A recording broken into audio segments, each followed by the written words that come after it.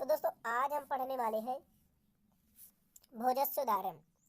ये संस्कृत का पहला पाठ है हिंदी कक्षा 12 का। तो भोजस्योदाहरण को जो है हम पढ़ लेते हैं, यानी भोज की उदारता। हिंदी में इसका अर्थ क्या है? भोज की उदारता।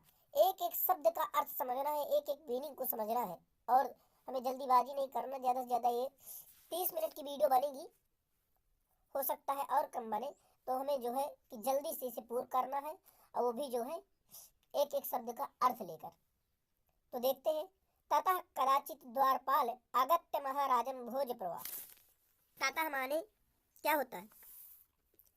ततः माने होता है तत्पश्चात, यानी इसके बाद, तत्पश्चात।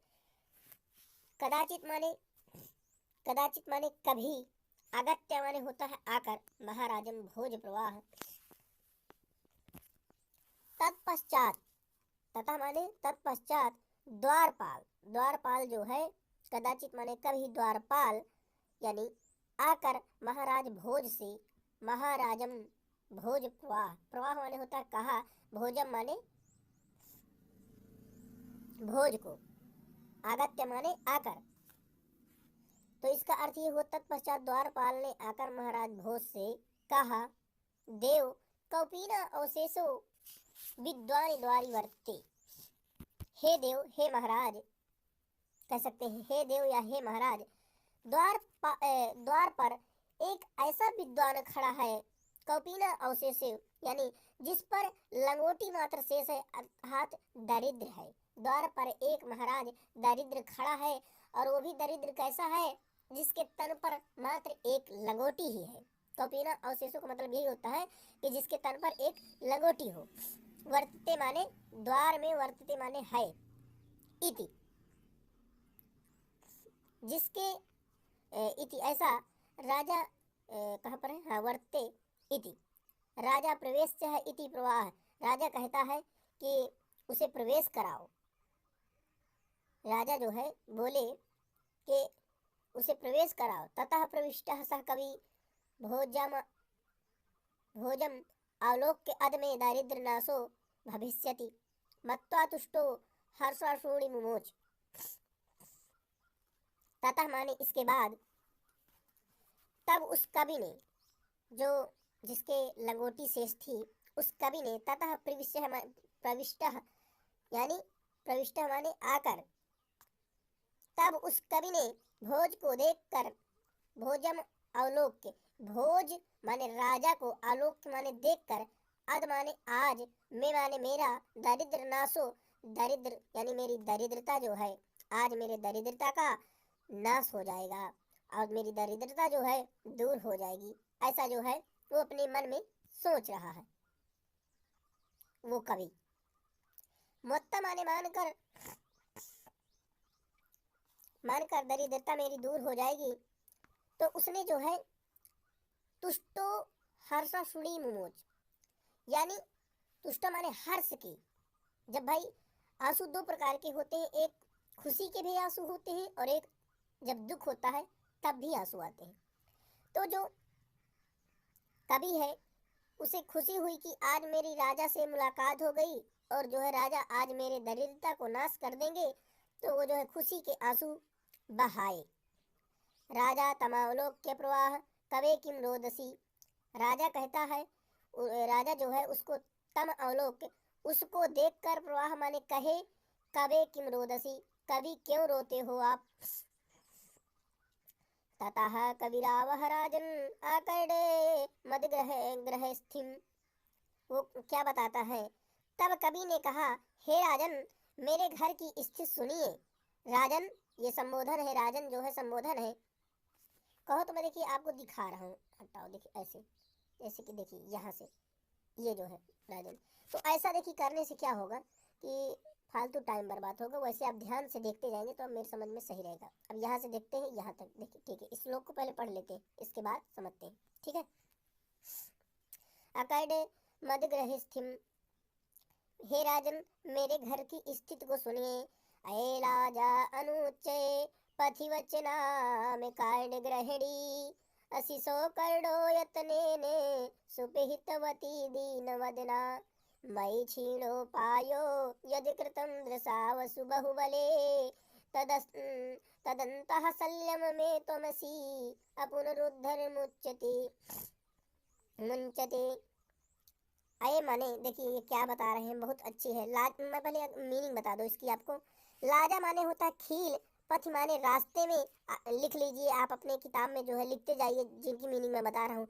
लाजा माने होता है खील, और पथ माने क्या होता है, रास्ते में।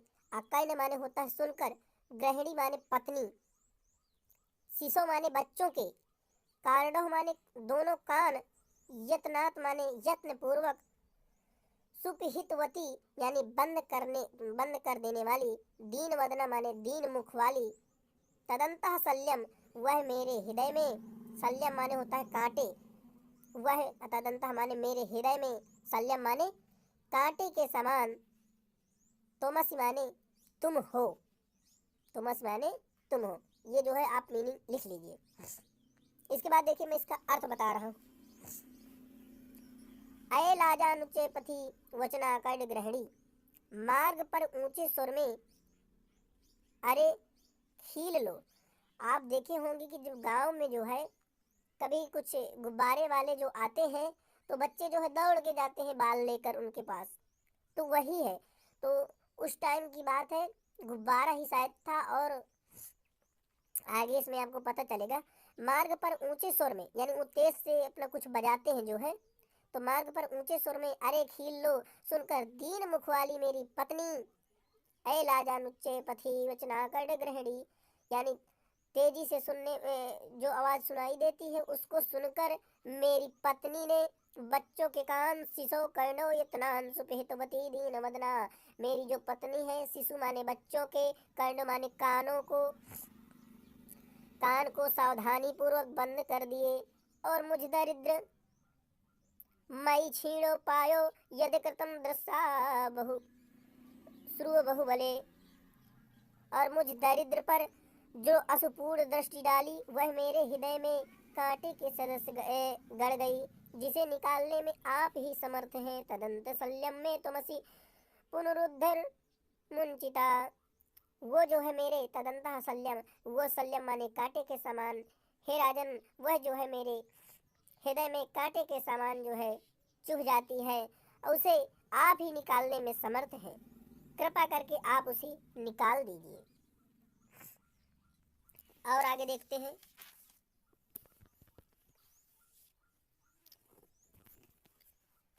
राजा शिव शिव इति उदीर्यन, जो राजा है क्या कहता है, देखते हैं ध्यान से। एक एक शब्द का अर्थ हमें लेकर चलना है, मिस्टेक हो रहा है। देखिए, राजा शिव शिव इति उदीर्यन प्रत्यक्षरम लक्षम दत्ता प्रवाह, राजा जो है शिव शिव कहते हुए, उदीयन माने कहते हुए, प्रत्येक अक्षर पर लाख मुद्राएं देकर राजा ने कहा, राजा ने कहा, दत्ता प्रवाह माने देकर, त्वरितम गच्छ गेहम त्वद्ग्रहिणी खिन्ना वर्तते, देकर राजा ने कहा शीघ्र घर जाओ, तुम्हारी पत्नी दुखी है। अन्यदा भोजा श्री महेश्वरम नमितु शिवालय भाग्य गच्छतम, तदा कोपि ब्रह्मांड राजानां शिव सन्निधो प्रवाह देवः। इसके बाद क्या हुआ, अन्यदा माने क्या होता है, इसकी मीनिंग बता सकते हैं आप। यानी कि एक दिन राजा जो है, जब इसको अगले दिन, अन्यदा माने होता है अगले दिन, भोजा माने राजा ने, अगले दिन जो है राजा ने श्री महेश्वर यानी भगवान शंकर को नमन करने के लिए शिवालय गए। कहाँ गए, शिवालय, गच्छत माने गए। तदा कोपि ब्रह्मांड राजानाम शिव सन्निधो, तो वहां तब शिव के समीप राजा से किसी ब्राह्मण ने कहा, शिव सन्निधि प्रवाह यानी शिव के समीप जो है, ये लिखा ना तदा कोपि ब्राह्मणा, कोपि माने वही जो है, तदा उस स्थान पर जो है राजा से वो जो है कहा। अब क्या कहा, अर्धे दानो वैरिड़ा गिरिजया बिर्धे शिवास्याहतं देवेत्थं जगति तले पुरहरा भावे समुन्नमीलति गंगासागर अंबरं शशिकला नागाधिपा क्षम्मातलं सर्वगत्वं मधीश्वर स्वगतं त्वां मां तु भिक्षाटनम्। अर्ध माने आधा, दानवैडी जो विष्णु है, आधा भाग जो है इस पृथ्वी में, देखिए क्या बता रहे हैं। वो जो है राजा के पास क्या कहता है कि शिव का अर्ध भाग यानी शिव का आधा भाग जो है दानवैरी अर्थात विष्णु ने तथा अर्ध भाग पार्वती ने हर लिया है। इस प्रकार भूतल पर शिव की कमी होने से गंगा सागर में चंद्रकला, आकाश में तथा नागराज शेषनाग भूतल में समा गया है। सर्वज्ञता और अधीश्वरता आप में तथा भिक्षाटन मुझ में आ गया है। गंगा जो है कहाँ समा गई है? सागर अंबरम में। शशिकला नागा और जो नागराज हैं वो धरती पर समा गए हैं। देवत्यम जगती तले, ये जो है बहुत इंपॉर्टेंट चीज है, आप इसे नोट कर लेना, ये बहुत पूछा जाता है मेरे समझ में, ठीक है। अर्ध माने होता है आधा, दानवैडा माने होते दानवैरी अर्थात विष्णु, गिरिजया माने पार्वती ने, आहतम माने हर लिया है, इत्यथम माने इस प्रकार, जगती तले माने पृथ्वी पर, अभावे माने कमी, शशिकला माने चंद्रकला, नागराज, त्वाम माने आप में, माम माने मुझ में। मुझ में क्या है? एक भिक्षाटन है, ठीक है। और आगे देखते हैं, ये हो गया। राजा तुष्टा तस्मय प्रत्यक्षरम लच्छा दत्त, राजा थोड़ा तुष्ट होकर, तस्मय माने उसमें, प्रत्येक अक्षर में लाख दिया, वो जो जितने भी कहे माने उसमें उसने और आगे जो है वो कभी जो पहले बोला था तो उसमें जो है उसने प्रत्येक अक्षर पर लाख दिया, लेकिन इसमें जो है थोड़ा उतना अच्छा शायद उनका जो है वो न रहा होगा, संतुष्ट न रहे होंगे, तो राजा ने संतुष्ट होकर उसे प्रत्येक अक्षर पर 1-1 लाख रुपए दे दिए, ये दो जनों को, ठीक है। ये जो पहले वाला कवि था और इसको एक प्रत्येक अक्षर में, और इसके बाद अभी एक सीता आएगी तो उसे जो है ये राजा जो है प्रत्येक अक्षर पर नहीं पूरे में पद में जो है ये 1 लाख रुपए देते हैं शायद, ठीक है। तो देखिए, राजा तुष्टा तस्मय प्रत्यक्षरम लक्षम दतो, राजा तुष्ट होकर उसको प्रत्येक अक्षर पर लाख दिया। अन्यथा एक दिन यानी दूसरे दिन राजा समुपस्थिताम सीता प्रवाह, पास में स्थित सीता से प्रवाह माने कहा, देवी प्रभातम वर्णय इति सीता प्रवाह, हे देवी सीता आप जो है प्रभात का वर्णन करो। तो देवी क्या कहती है? सीता प्रवाह, सीता बोली, बिरल बिरला स्थूल स्थारा कलायु सज्जनाया मणियु मुनि सर्वत्र प्रसन्नं भून्यभः अपसरति चाध्वान्तं चिंता तो समयो दुर्जनः ब्रजति चानिसा क्षिप्रं लक्ष्मीरुद्ध विनायु। अब वो बताती है सीता जो है कि बिरल बिरला माने बहुत कम, स्थूल स्थारा बड़े बड़े तारे, कलायु माने कलयुग में, सज्जनाया माने सज्जन, यु माने सदस्य, मुने माने मुनि, ध्वांतम माने अंधकार, चित्तातम माने चित्त से, सताम माने सज्जनों के, व्रजति माने जा रही है, व्यतीत हो रही है, निशा माने रात, क्षिप्रा माने शीघ्र। यानी कहती है सीता जो है, सीता ने क्या कहा कि बड़े बड़े तारे, जो बड़े बड़े तारे हैं, बिरल बिरला स्थूल स्थारा कलायु सज्जन, कलयुग में जो है सज्जन बहुत कम दिखाई देते हैं। कैसे दिखाई देते हैं? जैसे बड़े बड़े तारे गिने चुने बहुत कम दिखाई दे रहे हैं, जैसे कलयुग में सज्जन। सारा आकाश मुनि के सरदस प्रसन्न निर्मल हो गया है। अंधेरा मिटता जा रहा है जैसे सज्जनों के चित्त से दुर्जन, और रात्रि उद्यमहीनों की लक्ष्मी सी तीव्रता सी भागी जा रही है। ब्रजति चानिसा क्षिप्रम लक्ष्मी उद्यम यू, यानी कि वो जो है रात्रि जो है कैसी चित्त से दुर्जन और रात्रि उद्धवहीनों की लक्ष्मी सी तीव्रता से भागी जा रही है। देखिए, राजा तस्मय लक्ष्म दत्वा कालिदास प्रवाह, इसके पूरे पद में राजा ने 1 लाख दिया और पास में स्थित कालिदास से प्रवाह कहा। सखे तुमसी प्रभात वर्णम, हे सखे आप भी प्रभात का वर्णन करो। तथा हमारे कालिदास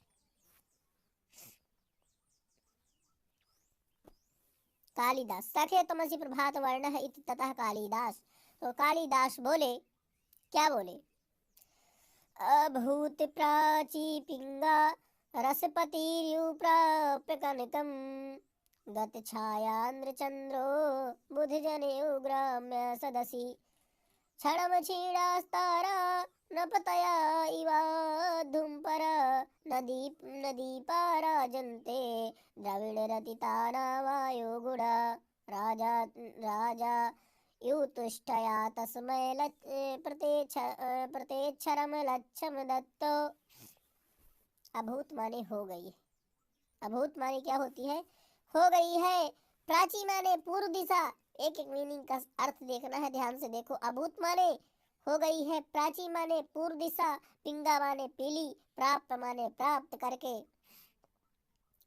करके, कनकम माने होता है सुनहरी, चंद्र माने चंद्रमा, बुधजन माने विद्वान, ग्राम सदस्य अज्ञानियों की सभा यानी गंवारों की सभा। ग्राम सदस्य माने अज्ञानियों की सभा या गंवारों की सभा। क्षणम यानी क्षण भर, छीड़ा माने छीड़ हो गए, नृपतयु राजा के समान, न माने नहीं, दीपा माने दीपक, राजंते माने चमक रहे। राजा ने उसे 1 लाख रुपए देकर कालिदास से जो है कहा था कि आप जो है प्रभात का वर्णन करो। तो कालिदास क्या कहते हैं? मित्र तुम भी प्रभात का वर्णन करो। ये राजा कह रहे हैं कि हे कालिदास, मित्र तुम भी, सखे तुम्हें भी प्रभात वर्णन, हे सखे, हे सखे मतलब होता है मित्र, तो मित्र तुम भी प्रभात का वर्णन करो। तब कालिदास ने कहा, पूर्व दिशा यानी जो पूरब दिशा है वो सुवर्ण सूर्य की पहली किरण को पाकर पारे सी पीली सुनहरी हो गई है। भाई पूर्व दिशा से जब सूर्य निकलता है तो आप देखना वो लाल लाल किरणें जो है रहती हैं। और चंद्रमा वैसे ही कांतिहीन हो गया है जैसे अज्ञानियों या गंवारों की सभा में विद्वान। तारे उद्यमहीन राजाओं की भांति क्षण भर में क्षीण हो गए हैं। निर्धनों यानी धनहीनों के गुणों के सदस्य दीपक भी नहीं चमक रहे। कहने का अर्थ यह है कि जिस प्रकार दरिद्रता व्यक्ति के गुणों को ढक लेती है, उसी प्रकार सवेरा होने पर दीपक व्यर्थ हो जाता है। राजा ने संतुष्ट होकर उसको प्रत्येक शब्द पर 1,00,000 मुद्राएं दी। कितनी? 1,00,000 मुद्राएं। तो दोस्तों आगे देखिए, हम अगर कहें तो इसके जो प्रश्न उत्तर है, देखिए ये प्रश्न उत्तर, तो ये प्रश्न उत्तर जो है मैं आपको बताऊंगा फिर अगली वीडियो में, क्योंकि जो प्रश्न उत्तर वाली हम सीरीज एक चलाएंगे वो अलग चलाएंगे, ठीक है ये। और अब जो है संस्कृत भाषा महत्तम दूसरा पाठ पढ़ना है। जैसे द्वारपालः भोजन किम अकथयत, यानी क्या कहा। तो आप जान सिंपल सा सवाल है, पहले ही अर्थ में आप समझ सकते हैं। तो इसके जो है दोस्तों हम प्रश्न उत्तर जो है बाद में जो है आपको बताएंगे। द्वारपाल राजा भोजन निवेदित कि कौपीना अवशेष, यानी जिसके लंगोटी मात्र है। इसका हिंदी में अर्थ यह है कि द्वारपाल भोज से यानी राजा से, कि माने क्या, अकथित माने कहा। तो द्वारपाल क्या कहा था कि एक, हे राजन, एक ऐसा विद्वान, एक ऐसा व्यक्ति जो है द्वार पर खड़ा है, कौपीना अवशेषो विद्वान द्वार वर्तते, जिसके मात्र लंगोटी है वो हमारे द्वार पर एक खड़ा हुआ है। तो दोस्तों आज हम इस वीडियो में इतना देखें। अगले वीडियो में हम संस्कृत भाषा महत्तम को पढ़ेंगे। हमारे वीडियो के अंत तक बने रहने के लिए आपका बहुत बहुत धन्यवाद।